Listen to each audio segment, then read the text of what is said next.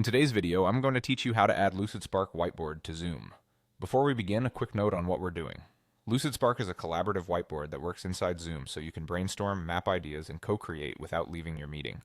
We'll add it through Zoom's built-in apps experience, which is the simplest way to get set up. Start by opening your Zoom app on your computer. When Zoom launches, you'll land on the home screen by default. This is the main dashboard with your new meeting, join, schedule, and share screen options. Stay right here. Now look for the More option.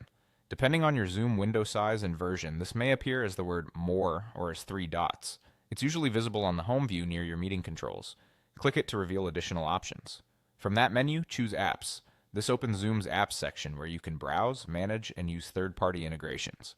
If this is your first time using apps, Zoom may take a moment to load the panel. Inside the Apps area, click Add Apps.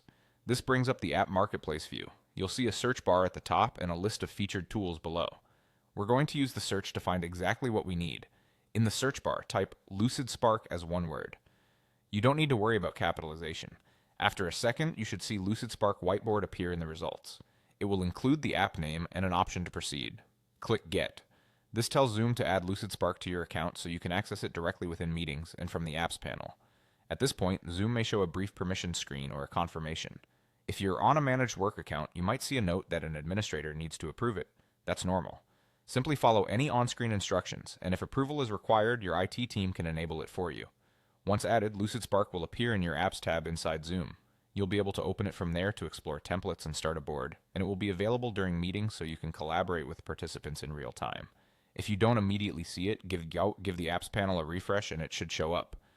If the Apps option doesn't appear in your Zoom, make sure you're running a current desktop version and that apps are enabled for your account. And that's often all it takes, and that's it. Open Zoom, go to More, select Apps, click Add Apps, search for LucidSpark, and click Get. You're ready to brainstorm visually right inside Zoom.